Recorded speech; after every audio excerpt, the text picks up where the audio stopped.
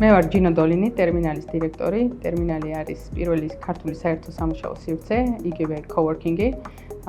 ტერმინალი ოპერირებს საქართველოში 7 ფილიალით, 6 თბილისში და 1 ბათუმში. ტერმინალის ფილიალები დაახლოებით 9500 კვადრატულ მეტრს მოიცავს, თუმცა ყველაზე დიდი არის Axis Tower-ში, დაახლოებით 3000 კვადრატულამდე. ამ სივრცეში არის განლაგებული როგორც საერთო მოხმარების სივრცე, დაახლოებით 300 ადამიანამდე ეტევა, 21 კერძო ოფისი, 5 სამუშაო ოთახი, 2 საკონფერენციო და ძალიან ბევრი ზონა, სადაც ადამიანს შეუძლია უბრალოდ ან წიგნი წაიკითხოს, ან მუსიკას მოусმინოს. ჩვენ ერთობლივად შეგვიძლია 400 ადამიანის დატევა და თვითონ განლაგებაც ის არის გაკეთებული, რომ საერთოდ არ იგრძნობა, რომ 400 ადამიანი ერთ დღეს ერთდროულად მუშაობს.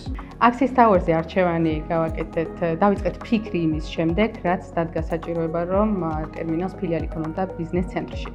რა თქმა უნდა, მშენებლობის პროცესს ვადევნებდით თვალყურს, ლოკაცია არის ფანტასტიკური და როდესაც მივხვდით, რომ ეს იქნებოდა A-კლასის ბიზნეს ცენტრი, რაც ჩვენთან დიდი მოთხოვნა იყო საერთაშორისო კომპანიების მიერ, ამის მერე გადავწყვიტეთ უკვე სერიოზულად გამუშავა და გადავწყვიტეთ, რომ ამ შენობაში ქონოდა ერთ-ერთი ფილიალი. როგორც აღვნიშნე, ჩვენთვის ძალიან მნიშვნელოვანი იყო ბიზნეს ცენტრის სტატუსი და ეს A-კლასი ჩვენთვის მნიშვნელოვანია, რადგან ჩვენი მომხმარებლები ბევრი საერთაშორისო კომპანია, რომლებსაც მოთხოვნილება აქვთ მხოლოდ A-კლასის ბიზნეს ცენტრზე და Axis Tower-ი არის ერთადერთი, რომელიც ამას აკმაყოფილებს.